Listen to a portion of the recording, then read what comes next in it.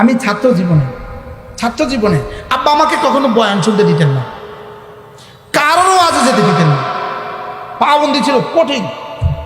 আমার আব্বা আমার উস্তাদও আমার। আমি উর্দু কাজে থেকে মেশ কাজে আমার আব্বার কাছে পড়ছি, কোনোদিনও ওয়াজ শুনতে দিত না। আব্বা কইতো ওয়াজ শুনবি না, ওয়াজ পরে করবি। কি কইতো? ওয়াজ শুনবি না, তুই ওয়াজ করবি। এ ছিল আব্বার থিওরি। কি দোয়া আল্লাহর কাছে কইরা গেছে কে জানে। গতকালকে আমি বয়ান করছি এই সময় জামালপুর, আগামীকালকে এই সময় আমার রাজবাড়ি ফরিদপুর রাজবাড়ি। এখন আমি কই কি দোয়া আল্লাহ আব্বা আল্লাহর কাছে কইরা গেছে কে জানে। কি বলছে, কি বলতো? ওয়াজ শুনবি না, ওয়াজ করবি। লেকিন চরমনায় পীর সাহেব হুজুর যদি লক্ষ্মীপুর আসতো, আব্বাকে তো আজকে যাবি ওয়াজ শুনতে, তো ওয়াজ শুনতাম, ইচ্ছে মতো কানতাম। এতক্ষণ যিনি বয়ান করলেন, এই যে শাহাবুদ্দিন সাহেব বয়ান করলেন, একটা কথা বলছেন তিনি, আমি দূর থেকে শুনছি। আমি আর জীবনে এত সুন্দর কথা শুনব করছি কি, কইলটা কি? চেষ্টা দিয়ে কান্দা হবে না, তৌফিক ছাড়া পানি হবে না। কইছে না? চেষ্টা করে একটু কাঁদেন তো। আমি গত 3 দিন আগে এক মাহফিলে বলছি, তোমার 1000 টাকা দিব, তুমি 2 ফোঁটা চোখের পানি বের করো। কে পারবে? তুমি পারো? 2000 টাকা দিয়ে 2 ফোঁটা চোখের পানি বের করো। এক মুহূর্তে 2 ফোঁটা চোখের পানি বের করো, 2000 টাকা আসবে, পানি আসবে। এই জন্য হাকিমুল উম্মত বলছেন, চোখের পানি আসে না কেন, এই জন্য কাঁদে। কাঁদা আহে না কেন, কাঁদা আসে না কেন, এই জন্য কাঁদে।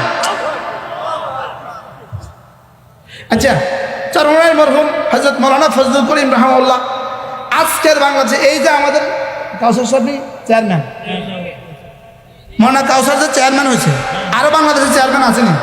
আলহামদুলিল্লাহ, আরো চেয়ারম্যান আসেনি? বাংলাদেশে যত চেয়ারম্যান আছে কাউসার সাহেবের মধ্যে কি একরকম না 2 রকম? কথা কেন? ভিন্ন না একরকম?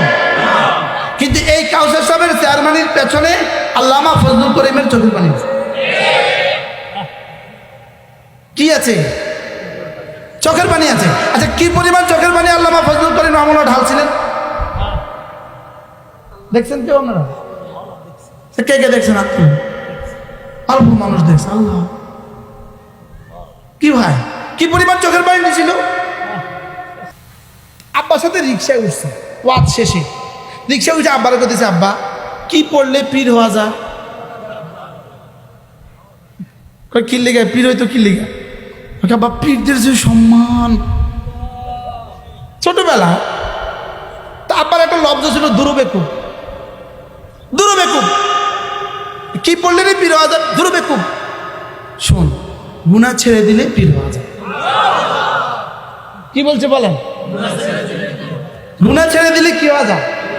পরে দেখি যে ওরে কোরআন আর হাদিসে এটাই তো বলে, আলা ইন্না আউলিয়া আল্লাহ লা খাউফুন আলাইহিম ওয়ালা হুম ইয়াহজানুন আল্লাযীনা আমানু ওয়া কানু ইয়াত্তাকুন আল্লাযীনা আমানু ওয়া কানু ইয়াত্তাকুন। কি হলে পীর হওয়া যায়? ঈমানওয়ালা হলে আর তাকওয়াওয়ালা হলে। সুবহানাল্লাহ। কি হলে আল্লাহওয়ালা হওয়া যায়? ঈমানওয়ালা হলে আর তাকওয়াওয়ালা হলে কি হওয়া যায়? আল্লাহওয়ালা হওয়া যায়। তাহলে আল্লাহওয়ালা হওয়ার জন্য কি লাগে না? সারা রাত তাহাজ্জুদ করতে হয় না, সারা বছর লাগায় রোজা রাখতে হয় না। আল্লাহওয়ালা হইতে হলে শুধু 2 কাজ করলে হয়, ঈমান, তাকওয়া। বলেন, লেকিন ঈমান ও তাকওয়ার আগে তো ইলম আছে। কি আছে? কি আছে? ইলম আছে। কি আছে? এরপরে ঈমান, এরপরে কি? আমল, এরপরে কি? তাকওয়া। কয়টা বস্তু? কি কি? এই 4টা একসাথে পাওয়া যায় কোন ইনস্টিটিউশনে? এই 4টা একসাথে পাওয়া যায় কোন প্রতিষ্ঠানে? ইলম, ঈমান, আমল ও তাকওয়া 4টা একসাথে পাওয়া যায় যে প্রতিষ্ঠানে, এটার নাম কওমি মাদ্রাসা। এটার নাম কি বলেন? ভিন্ন ভিন্নভাবে 4 জায়গায় আলাদা আলাদা কিছুটা কিছু আছে। আছে না নাই বলেন? খানকাত কিছু তাকওয়ার চর্চা আছে। আছে না নাই বলেন?